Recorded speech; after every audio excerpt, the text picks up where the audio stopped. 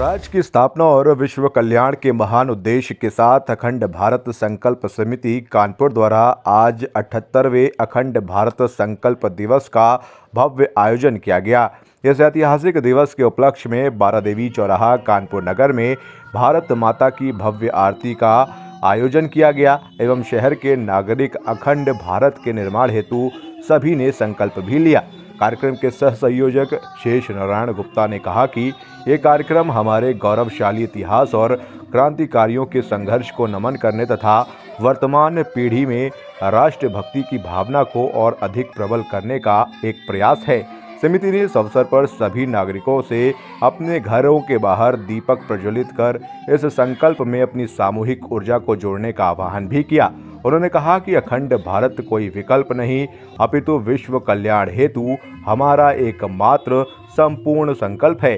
साथ ही इस दौरान अखंड भारत संकल्प प्रतियोगिता, भाषण, गीत, निबंध, चित्रकला, रंगोली का भी आयोजन किया गया, जिसमें स्कूली छात्र छात्राओं ने प्रतिभाग किया।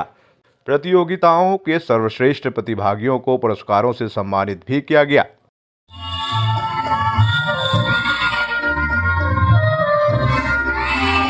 कार्यक्रम अखंड भारत के निर्माण के लिए विगत कई वर्षों से इसी चौराहे पर होता आ रहा है।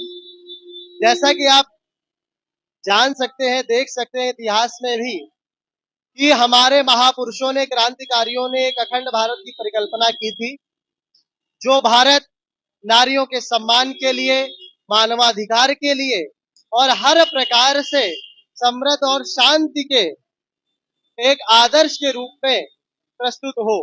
लेकिन उनका संघर्ष कहीं ना कहीं व्यर्थ चला जाता है जब पाकिस्तान से कोई खबर आती है कि किसी अल्पसंख्यक महिला के साथ किसी प्रकार की अभद्रता की गई या उसको घर से उठा लिया गया या उनके अल्पसंख्यकों के कोई मानवाधिकार नहीं है। ऐसे अफगानिस्तान में 1000 से कम हिंदू है और इसी प्रकार से क्रम बढ़ता जाता है। और हम बात करें बांग्लादेश की तो हम देखेंगे कि हाल ही में वहां किस प्रकार से एक छात्र आंदोलन पूरे देश में एक प्रकार से अराजकता को जन्म देता है और हिंदुओं का नरसंहार किया जाता है, घर से निकाला जाता है, मंदिरों को जलाया जाता है और इस प्रकार की तमाम घटनाएं हमने बांग्लादेश, पश्चिम बंगाल में अभी देखी। तो मित्रों, ये कार्यक्रम का ये उद्देश्य है कि अपने कानपुर शहर में भी जो अलगाववादी हैं, जो ऐसा चाहते हैं कि भारत के टुकड़े होने चाहिए,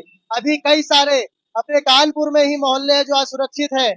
अपने हिंदू लोग, अपने सर्व कल्याण की भावना रखने वाले लोग, विश्व कल्याण की जय घोष सुबह शाम मंदिर से करने वाले लोग वहां पर नहीं रह सकते, अपनी माताओं बहनों के साथ कानपुर जैसे इलाकों में नहीं रह सकते। तो ये एक हमारी विडंबना है और हमारे सक्रिय न होने का प्रमाण भी।